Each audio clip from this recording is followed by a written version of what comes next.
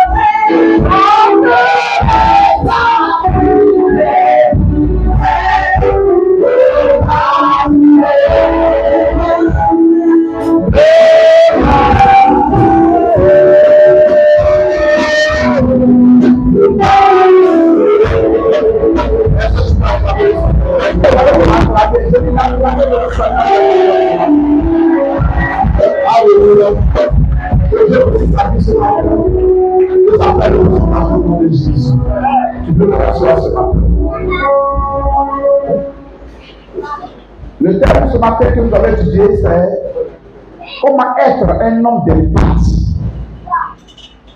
Quelqu'un me dit amen fort. Quelqu'un me dit amen fort. Nous avons été rachetés de l'esclavage. Quelqu'un m'a pas dit amen. Nous avons été rachetés de la servitude. Pour nous aussi dominer. Quelqu'un m'a pas dit amen fort ce matin. Le dimanche passé dans ma prédication, j'ai dit que pour que l'homme puisse dominer, il lui fallait cultiver le jardin. Quelqu'un me dit amen. En clair, dans le plan de Dieu, l'homme ne devait pas subir, mais l'homme devait dominer. Amen.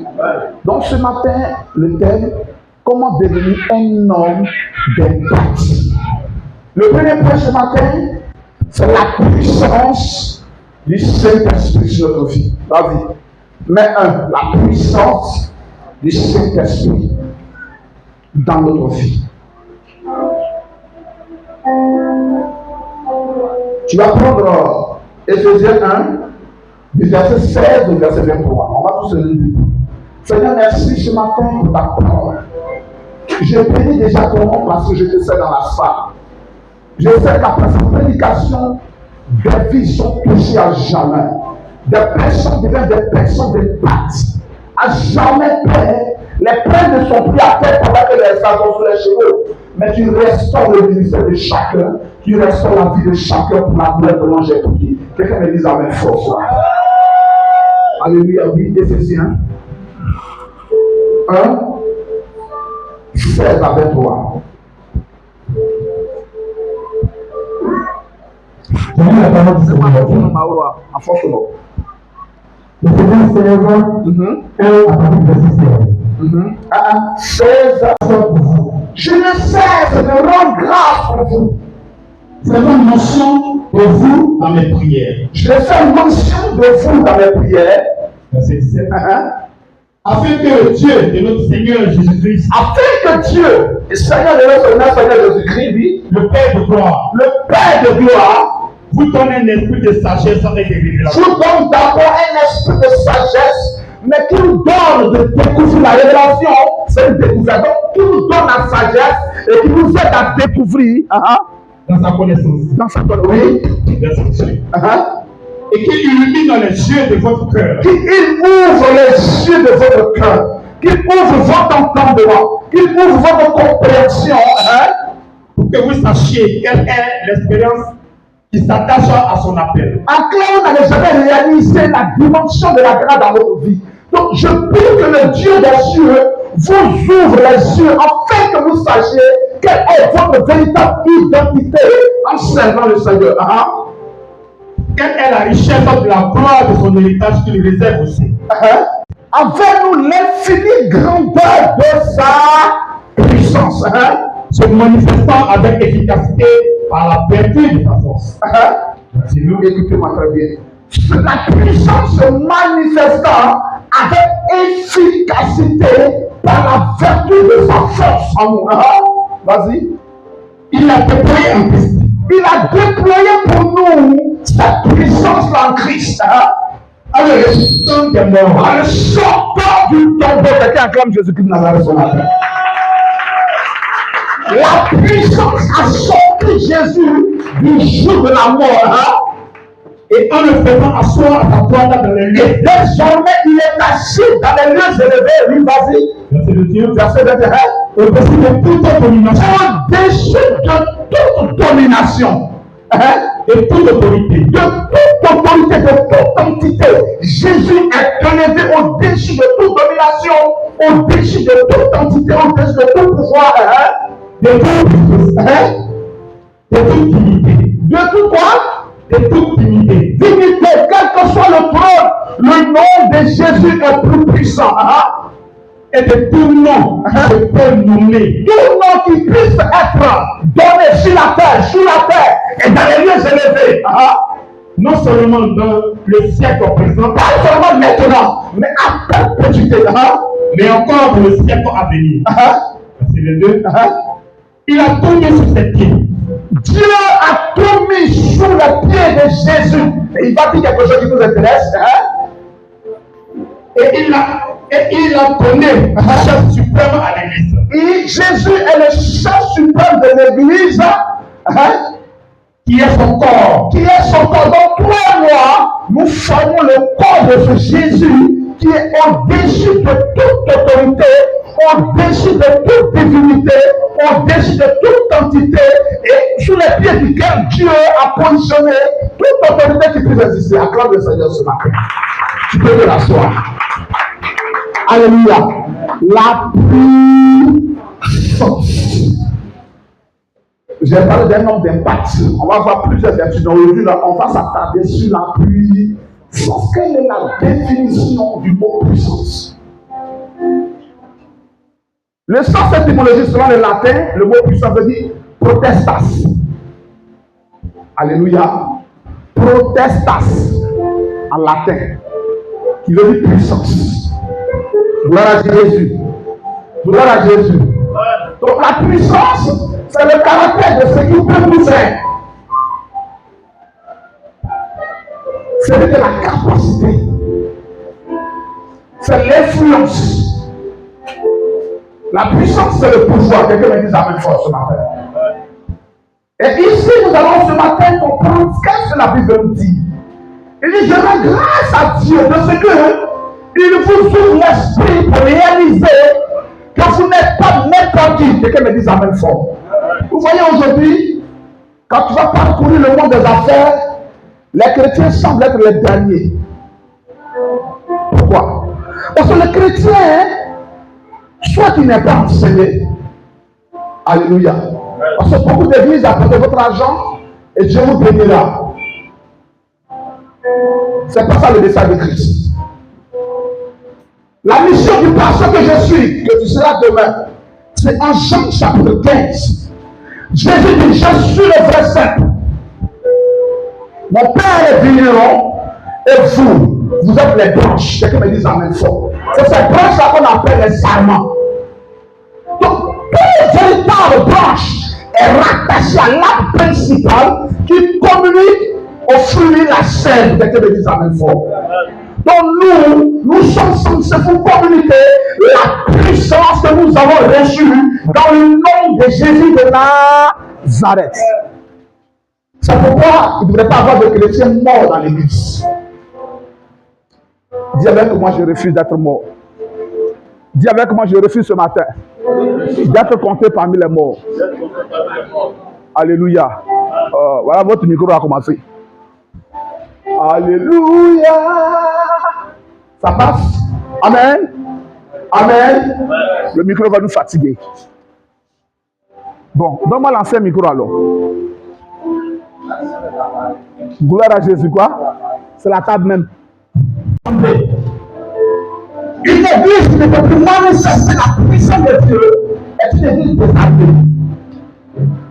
Vous savez, les mystiques, les spirites, lorsque tu es pasteur, il dit, esprit, j'ai entendu parler de toi. Quelqu'un m'a parlé de toi, donc je suis venu te voir. Et quand il te salue en clair, il fait semblant de lever ta main.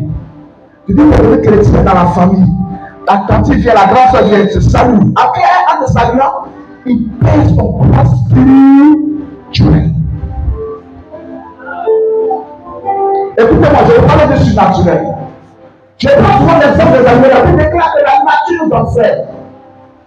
Quand un chien passe dans un quartier, tout de suite les hommes chiens se font obliger d'abord de l'attaquer pour sauver sa puissance, pour sauver sa force. S'il est vainqueur, il passera.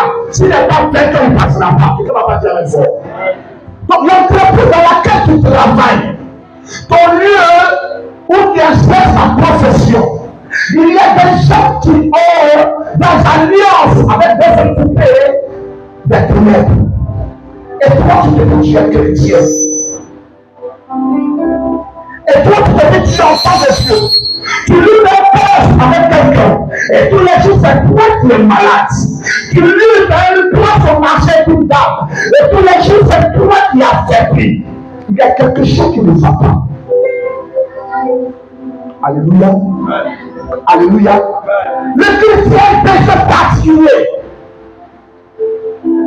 La puissance. On va voir ce que c'est que la puissance. Pourquoi la puissance? Et comment accueillir la puissance? C'est ce qu'acclame Jésus-Christ de Nazareth.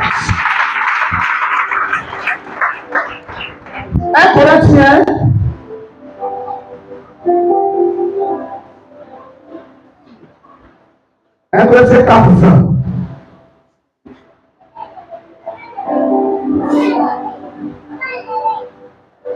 Alléluia. Alléluia. Oui. 1 Corinthiens 4, à partir du verset 20. Car le royaume de Dieu ne consiste pas en parole. Car le royaume des cieux ne consiste pas en parole, mais en quoi? Mais en puissance. En démonstration de puissance. Hey, le royaume des cieux là, ce n'est pas l'esprit des versets, mais c'est matérialisé, amené à l'existence. Cette parole que j'ai lue, et que me disent amen fort. Frère, on s'en fout des versets que tu vas réciter.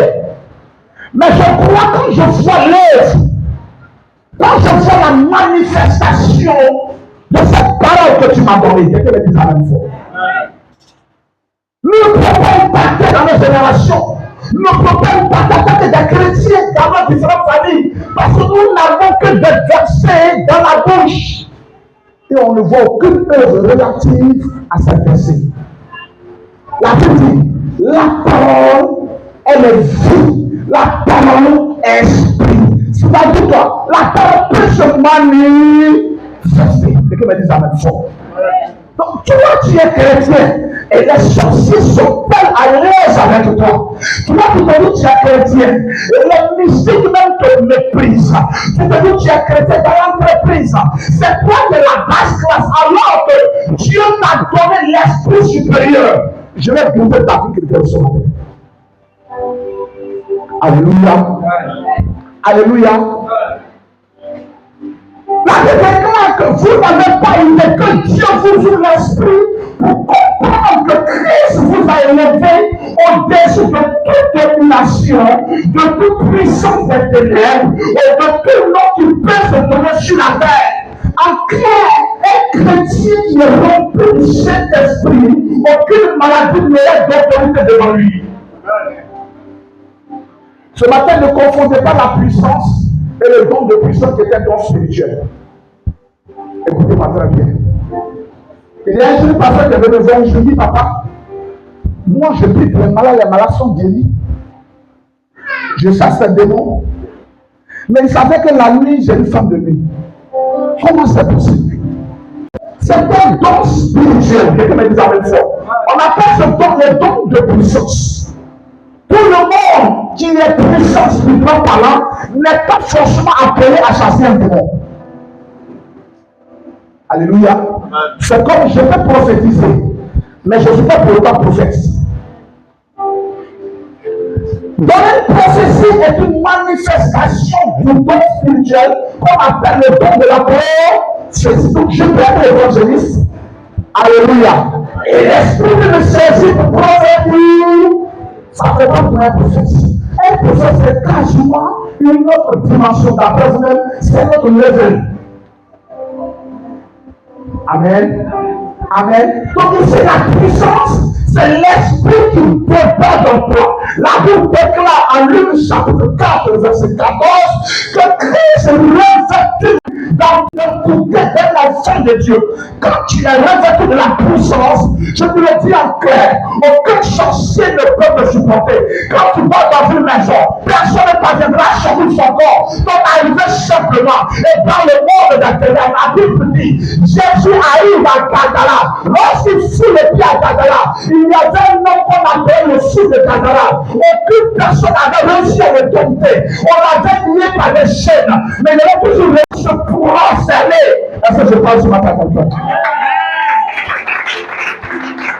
La puissance t'amène à une dimension surnaturelle où quand tu as déclaré une parole, la parole elle se matérialise. À ce moment donné, tu dis à quelqu'un tu es béni, sa vie est bénie. Tu dis à quelqu'un je te sèche, son histoire s'arrête. La Bible, un homme du nom de lui a dit, la Bible dit, on a tout enfoncé dans la médiocrité, dans l'enfance spirituelle.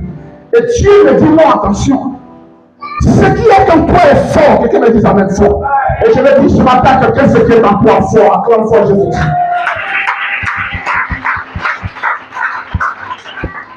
Quelqu'un me prend ce matin Luc. Luc chapitre 1.